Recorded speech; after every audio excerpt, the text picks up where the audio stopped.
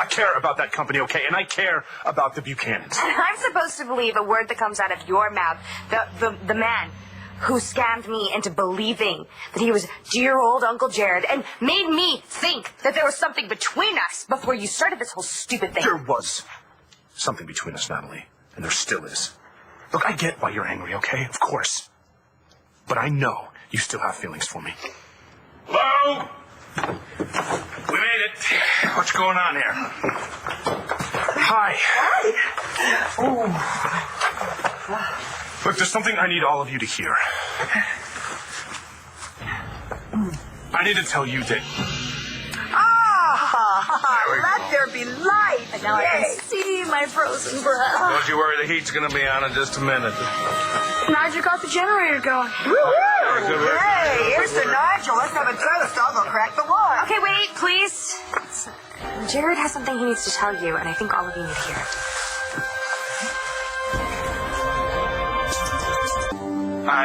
Okay, hold on. Wait a minute.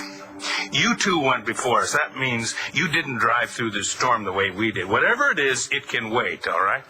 Dad. No, it was a long and dangerous trip, and we're standing here with our luggage in our hands. Now, this group has got to relax, settle in, maybe have a drink.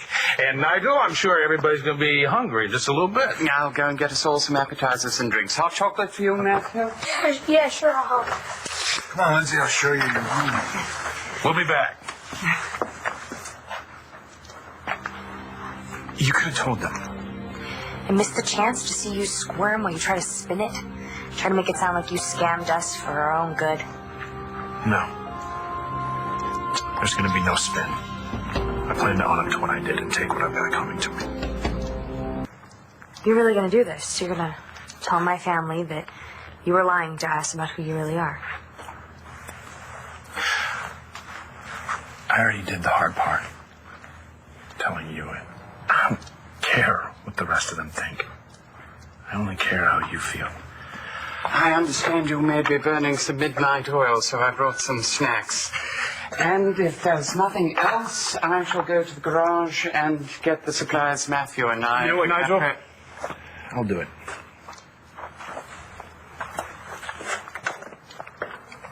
Is there anything else I can do, Miss Natalie?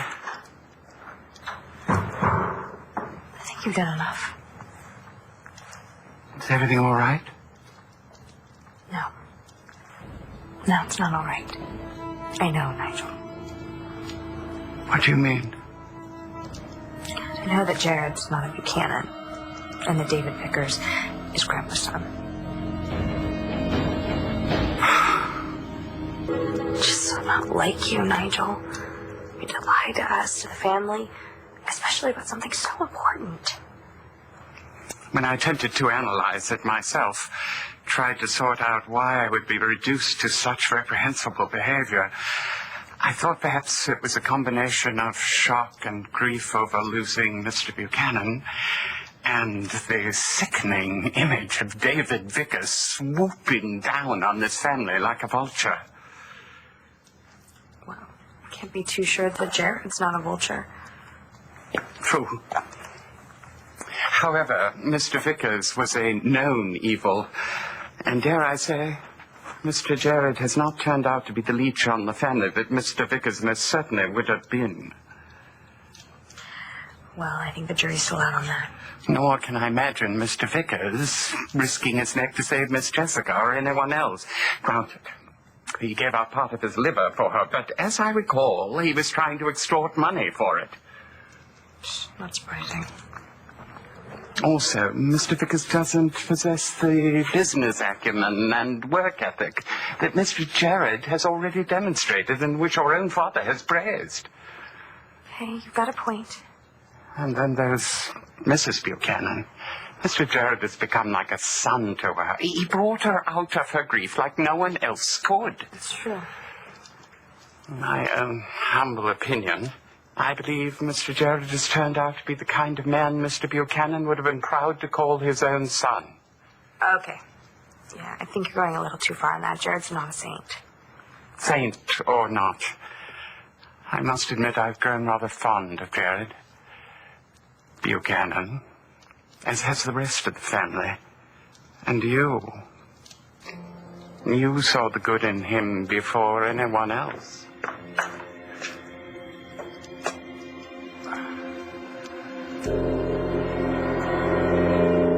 I'm sorry if I've been a little rough on the two of you lately. Oh, you haven't been, Dad. Well, still, I don't think I tell you often enough how much I appreciate your good work. Especially these past few weeks. And I certainly appreciate your research into Warren Cobb. Same here. Wasn't exactly on board with the way some things went down, but you too, you really stepped up for all of us. I think Pa would have been very proud of you. Yeah. So, good for you, Natalie. Good for you, little brother.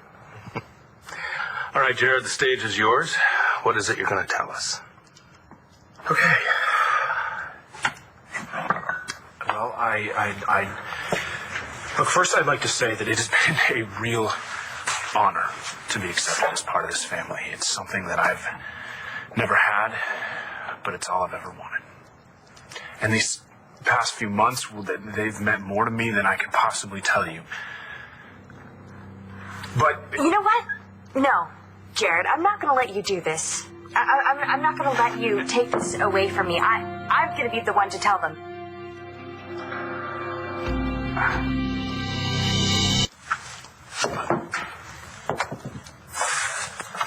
I hope that somebody's going to tell us. We see, Jared and I have been trying to figure out the best way to utilize the assets that BE acquired from Cobb's company. But Jared seems to think that he deserves to be put in charge of this project, whereas I have worked just as hard on this project as he has, and I think that we should remain on this project both as equals. Well, Jared, how do you feel about this? Okay, what Natalie is saying is not exactly true. Yeah, Jared, it is. And it's not in the best interest of BE or the family for you to fight me on this. Look, you two have been doing some good work together. Why not just keep working as a team? Yeah, especially when Jared here still has something to prove. To me, most of all. Whatever Natalie wants. If you two really aren't comfortable working together, I'm sure that Clint and I could assign you to other projects. No, we'll work it out. Oh, good. That's resolved. I'm glad it is, because I'm beat, and I'm going to bed. Good night, all. Yeah, Good night, I'm tired. I'll see you in the morning.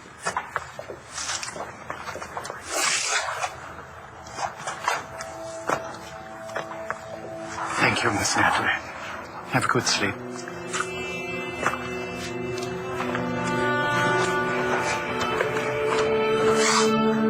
Why did you do that for me? Make no mistake, I am not doing this for you. I am doing this for my family, and now I am up to my neck in this, just like you and Nigel. But why, Natalie? Why are you doing this? Because I cannot take you off these projects and allow David Vickers to swoop and cash in on the Buchanan money. But if the truth doesn't come out, then you and I are... There is no you and I, Jared, K. There never will be. That happened the second you made the decision to screw over my family, and that I will never forgive you for.